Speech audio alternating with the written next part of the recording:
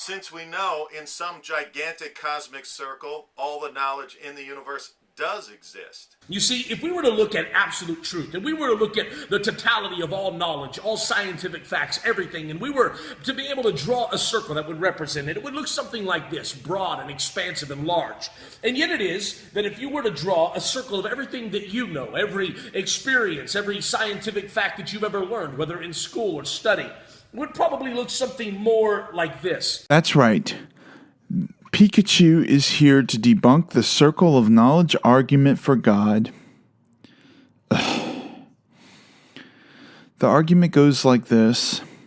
Knowledge is a big circle, and what we know is about a speck.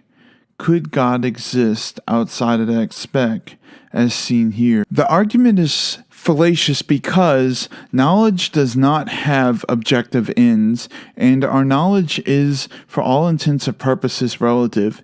It is like a speeding train going down an infinitely long track. The train is going to keep going on forever. That leads me to my next argument on this point. You can never find out whether Yahweh exists or does not. This means that Christians are always expanding the circle of knowledge to keep Yahweh out of reach. According to Christians, we never grow out of the speck of knowledge. Basically, if knowledge had objective ends, it would not matter because Christians have set the goalpost so far that it is not even in our own galaxy, let alone a stadium within our own planet. This basically commits the moving the goalpost fallacy, which is stated by Wikipedia as moving the goalpost or shifting the goalpost. Is a metaphor derived from goal-based sports that means to change the goal of a process or competition while still in progress in such a way that the new goal offers one side an advantage or a disadvantage.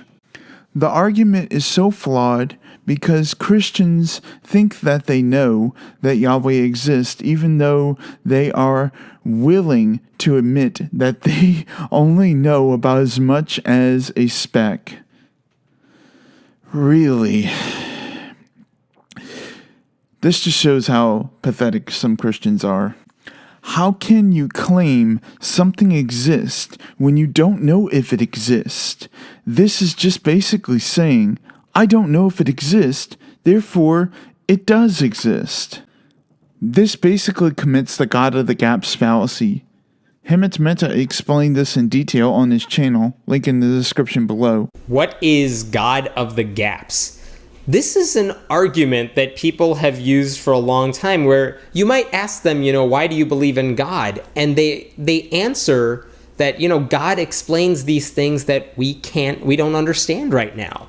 I don't know if this is an argument anyone else makes, but as an example, 100 years ago, if you said, why do kids look just like their parents? Someone might say that's part of God's hand at work, making you resemble your parents.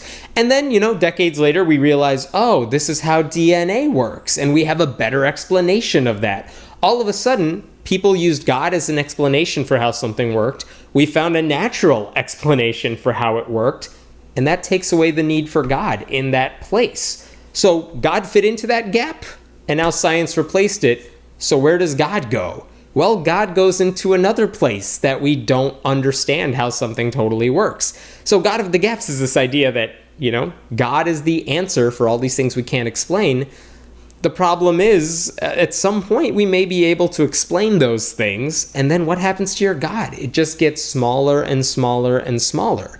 So that's one of the arguments against, religious people who use God as an explanation for what we don't understand. And that's another problem with it, which is to say, I don't know how this thing works, therefore God did it. It's like, really? That's the first response you're giving? That's your first idea? Like, I don't know how it works, so it must be the God I believe in.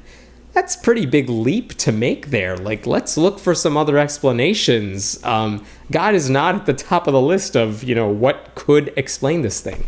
And you know what? There are some things we may never be able to explain.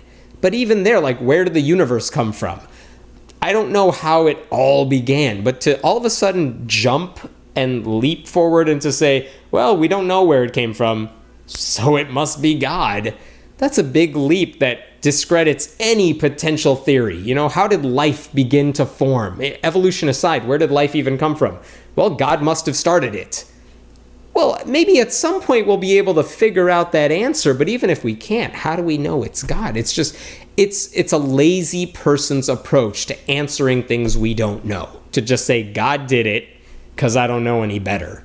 And it's just a bad explanation for religious people to use. And it's something a lot of atheists understand when they become an atheist. It's like, oh yeah, I used God to explain all these things. I remember hearing Julia Sweeney, the comedian, talk about this once. She said when she became an atheist, she was like, well, how are all these planets rotating around the solar system? What's holding it all into place? You know, she always thought God had something to do with it. And then she's like, oh, gravity, that has something to do with it. And that's God of the gaps right there. It's saying she didn't understand how it worked. She assumed God did it.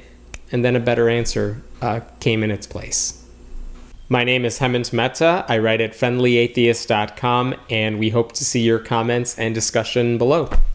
So, the circle of knowledge argument commits a move in the goalpost fallacy, and it commits a God of the gaps fallacy. I don't know why Christians use this argument. They do. It's fucking ridiculous, but still, what can you say? So, like I said, there we have it. The circle of knowledge argument for God is basically one of the worst arguments for the existence of Yahweh. It basically falls flat on its heels, and it is nothing but a massive logical fallacy. And I'm right in saying that. It is pretty much one of the worst logical fallacies out there. What else can I say? If you like the channel, rate, comment, and subscribe. If you really, of course, want to support me, you can support me on Patreon and donate $2. And, of course, you will get my script rights, of course, when I write them. Thank you.